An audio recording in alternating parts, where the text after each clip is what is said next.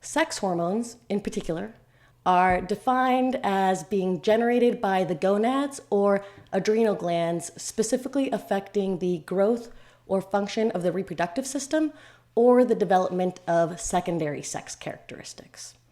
Remember, we described primary sex characteristics as being related to distinctive male or female gonads, versus secondary sex characteristics are not related to those primary reproductive organs and more so a byproduct of some of the hormonal changes that each sex will experience. For example, in females, this would include things like the development of breasts and widening of the hips.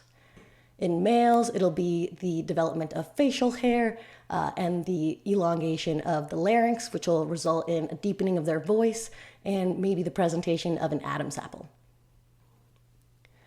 Many sex hormones exist with these kind of umbrella categories, think of them as. We have estrogens, progestins, and androgens. Each of those umbrella categories has various subtypes, which we'll dive into a little bit more. Each of these has roles in both males and females to varying degrees based on hormone concentration, receptor location, concentration, and sensitivity of those receptors. The umbrella category of estrogens, most people kind of use estrogen to describe one category, but it really has a few different subtypes, where estradiol is the main subtype that we talk about. And estrogens have receptors located throughout the reproductive, musculoskeletal, nervous, and cardiovascular systems. It's mainly known for inducing the development and maintenance of female secondary sex characteristics. That being said, it is still present in males and will affect them as well, just to a significantly less degree. Some of the areas, if we break it down to where those receptors are located, we discussed how it's got a pretty big role in the reproductive system, being important in female fertility and the development of female sex characteristics. But it also has a role in the nervous system, helping with improving nervous system excitability and improving nerve signaling. It also has a role in the cardiovascular system, having a cardioprotective function. This is going to be important because when women lose that protective effect of estrogen, they are at an increased risk of certain types of conditions that may influence their heart. And then we're really going to be focusing on its role in the musculoskeletal system, where it can increase ligamentous laxity and decrease load to failure. This is important because it has been correlated with certain the injury risk of things like ligamentous injuries. For example, ACL tears are common in females going through puberty as they're increasing levels of the estrogen. It also influences the development and maintenance of cartilage, as well as the development and maintenance of bone. This is going to be important later as females get older and lose some of that protective effect of estrogen and will actually decrease bone mass in time. Progestins also have receptors in similar locations, but have different effects. And so progestins, the main subtype that people know is progesterone. And so it has receptors throughout the reproductive, musculoskeletal, respiratory, vascular, and nervous systems. It induces the development and maintenance of female secondary sex characteristics, but its main role is known for the maintenance of pregnancy, which we're really going to dive into this when we talk about pregnancy and postpartum hormones. Going around again, system by system, starting off in the reproductive system, it has a huge role in female reproduction and the development of female sex characteristics. It has a huge role in the nervous system, actually decreasing excitability in contrast to estrogen, and it does have a neuroprotective effect. Similarly with things like menopause, when we see a decrease in some of these hormones, we're going to lose some of that neuroprotective effect. So the incidence of certain neurological conditions may go up as females get older. It has a role in the respiratory system, acting as a ventilatory stimulant, helping increase respiratory rate. And this will be important in pregnancy as well, when you're going to see large concentrations of progesterone and an increase in respiratory rate as a result. And then we're going to be focusing on the musculoskeletal system.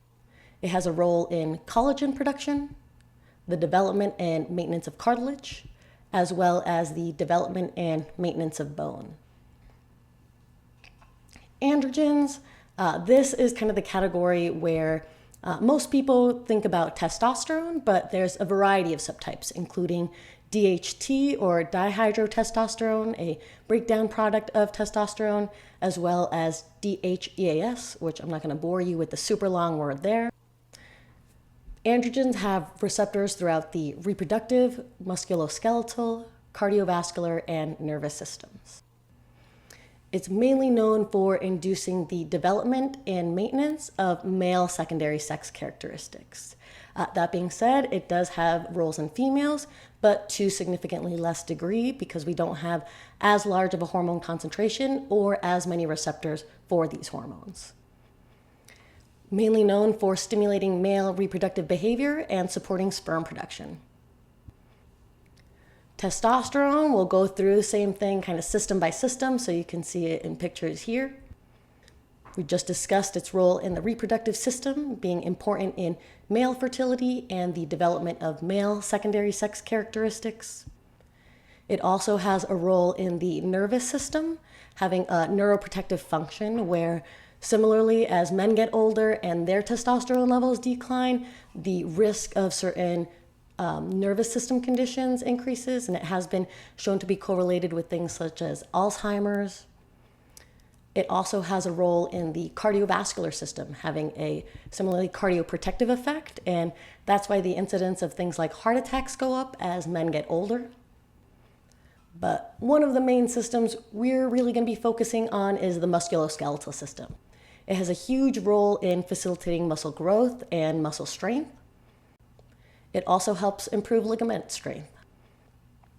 It protects against the breakdown of cartilage, and then also helps with development and maintenance of bone. To wrap it up here, I wanted to just break it down into the differences between males and females. So if we were to take this kind of chart and break it down here, where on one side we have the females, on the other side we have the male. Follicle stimulating hormone in females will help with the growth of eggs in the ovaries. Think about the word follicle as a small sac that will eventually become an egg. And then follicle stimulating hormone in males is going to result in sperm production in the testes. Luteinizing hormone in females is going to help with estrogen and progesterone production in the ovaries. And in males, it's going to help with the production of testosterone in the testes.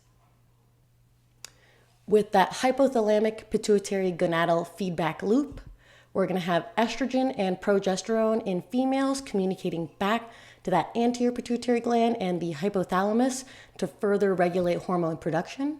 Whereas in males, we're going to have testosterone, DHT, and estrogen being that hormonal communication to the hypothalamus and pituitary gland.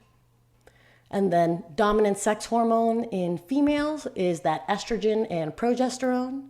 And in males, it's going to be testosterone. Ultimately, these are going to influence a lot of the reproductive functions in females and males and result in, we discussed those primary sex characteristics and secondary sex characteristics. We'll dive in a little bit more to the influence of these hormones as we talk about the menstrual cycle in the next mini module.